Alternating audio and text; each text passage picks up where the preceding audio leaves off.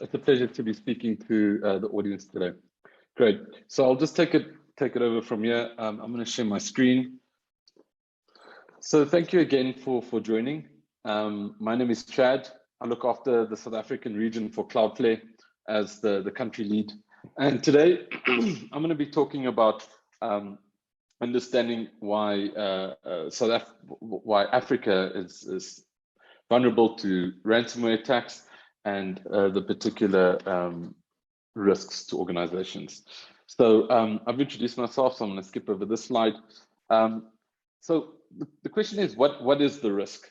And our research has shown that 2 in 5 companies in Africa are more vulnerable to network DDoS attacks compared to any other country across the world.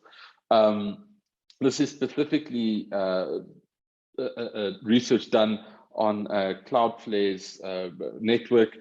You can it's publicly available. You can visit radar.cloudflare.com, and we regularly run these reports to understand what the threat landscape looks like. 2 in 5 companies is quite massive. You know, if you think about an industry like banking, where there's 5 big banks, or insurance, where there's 5 big insurance companies, 2 of those companies are most likely going to get attacked within the quarter. And when we start looking at the threat landscape in South Africa, this is what the internet looks like today. At the moment, as expected, there is a lot of bot traffic, with 25% of it being bots, and also a lot of mobile traffic, which is 67% of all traffic running through mobile. This is what the attack traffic looks like. Most of the attacks are coming in on as a DDoS attack. So those are volumetric based attacks hitting the application layer. You can see the different spikes. This is happening on a daily basis, and you can compare it to the previous month. On the network layer, what we're seeing is more UDP as well as TCP type of attacks. And of course, these are spiking on a regular basis, and they are really kind of much larger than application layer attacks. So what are the trends in financial services that's driving this kind of these attacks from happening? Of course, there's an acceleration in digital transformation. As we all know, as you know, digital transformation has been on the agenda for a very long time, and transforming all the legacy into kind of online. And with the kind of the onset of COVID and lockdowns, we're starting to see some branches closing down, and the emergence of more self-service digital platforms. And of course, the move to the cloud is a big trend happening. There's a rise in volume and intensity of these type of cyber attacks as a result, again, of kind of the COVID lockdown trends, where people are working from home, and as a result, they're a bit more vulnerable. We're starting to see a lot more DDoS attacks, and a lot higher intensity. And of course, the emergence of ransomware and ransom DDoS attacks combined with bot attacks are becoming way more sophisticated and hitting a lot of organizations. And of course, a trend in increase in privacy and regulations with GDPR, POPIA, of course, in South Africa, very important. So where does this kind of intensity come from? And this is really because the edge has now been brought into our homes. So it's working from home, bringing your own device. That really opens up the kind of the attack surface area. So it's no longer just about sitting in the office and logging on. You've got people working from home, perhaps on their own personal devices or on a corporate device. And those personal devices might not be as secure as a corporate device, but further on, the way that they're connecting might not be on a secure network. They might not be connecting via a secure connection, and that connection might be prone to attack. So in the financial services industry, banking is the most kind of attacked area, of course, where the money is. So everyone wants to attack the banks, but exchanges and payment portals are also very important. So when we look at kind of the onset of the pandemic, when it first started in 2020, we noticed that if you look at this graph, that in the early part of the year, the percentage of attacks were very, very small. And as people have moved to work from home scenario, you're seeing that the attack surfaces are just intensifying and getting much larger. And we do predict that a similar trend will take place this year, and then we'll see similar patterns. But towards the Q3 and Q4 is where most of the attacks are concentrated, and as a result, attackers are effectively using the lockdown as a way to prepare and also test their attack styles. When we zoom into Africa, South Africa is the second most attacked country, and then of course there's a lot of other large countries there like Kenya and Nigeria that are massive targets. So today I'm going to really unpack ransom DDoS attacks and why it's every business's nightmare. I'm sure we've seen these headlines. I did a quick Google search, I clicked news, and I just went on the first 2 pages of news and I just took the screenshots. And you can see that there's enough screenshots to fill up the screen. And ransom DDoS attacks are particularly ravaging South Africa at the moment. There's some really famous targets like Virgin Active that were hit by one of these attacks. The public sector as well as the private sector have all been hit.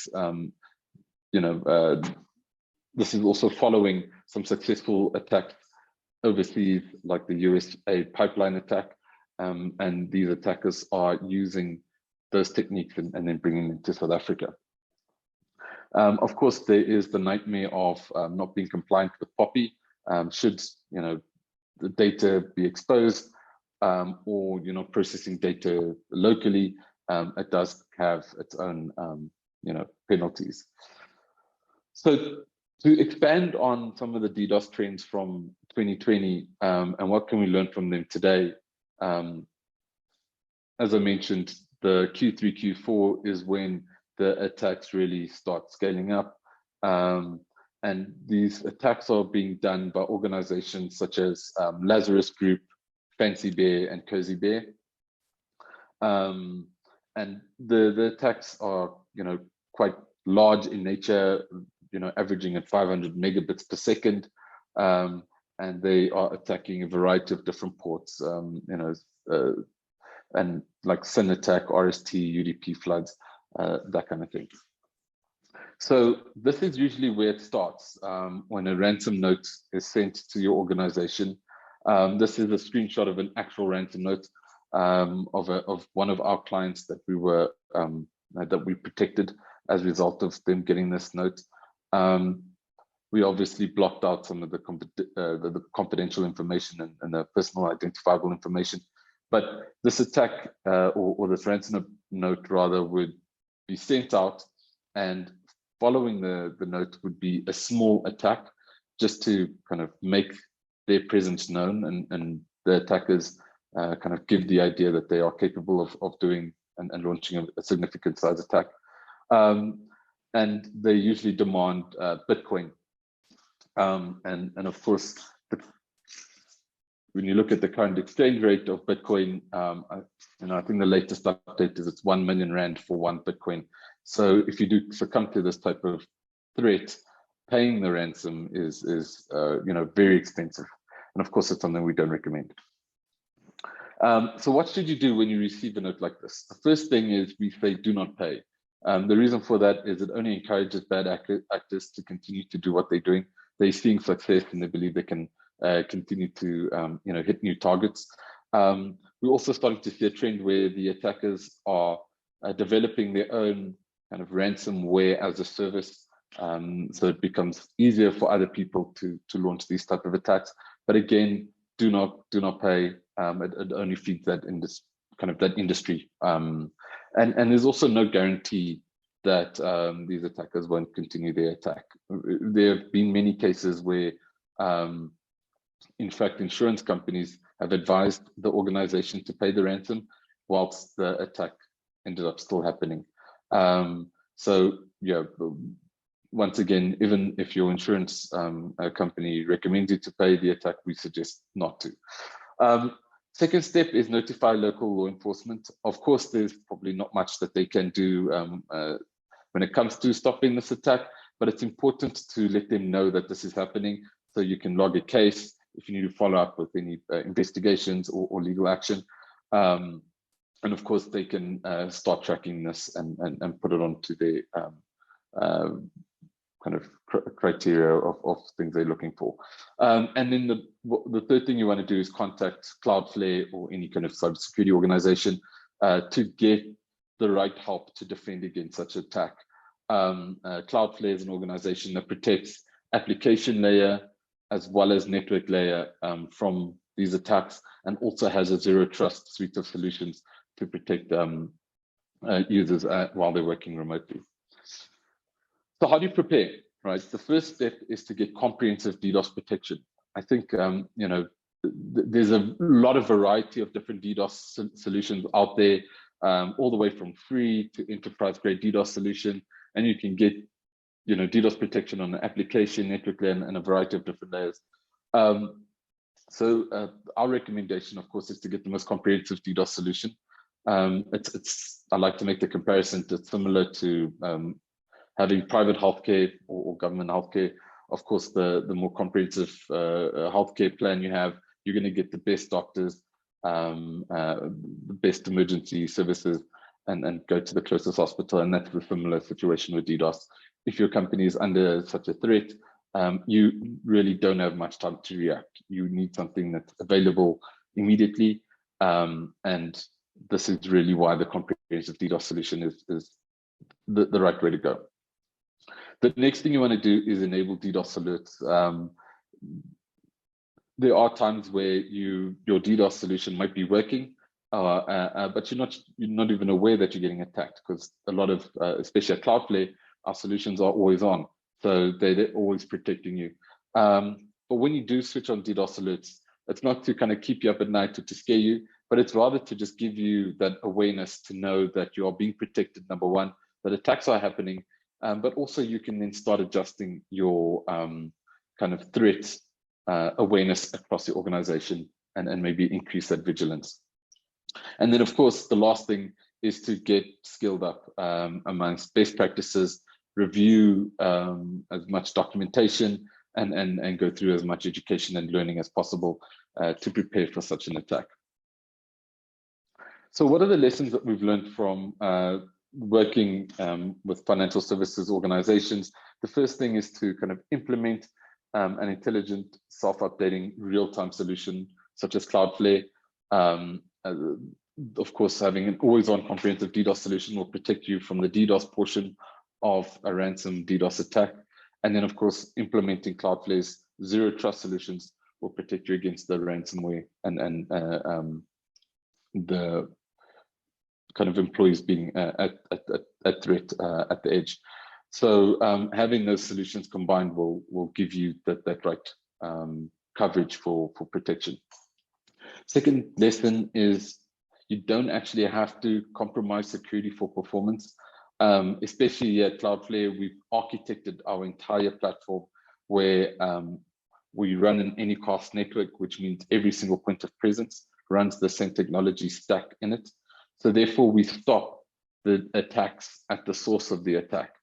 So if an attack is coming in from North Korea or China or Russia, Cloudflare will stop it at those points of presence. So therefore, no latency is being introduced to your traffic and no rerouting is taking place.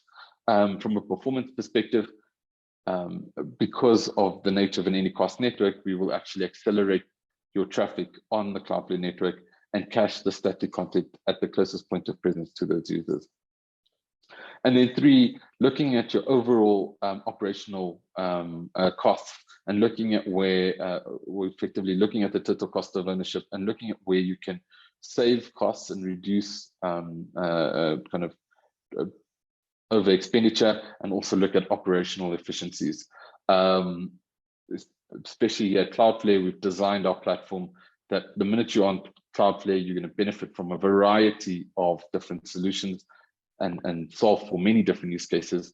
And you'll find that you might not even need other solutions in your stack, and therefore you can save costs by having a single solution. So with that, I just want to say thank you, Dankie and Ngiyabonga. And if there's any questions, I'll take some questions right now.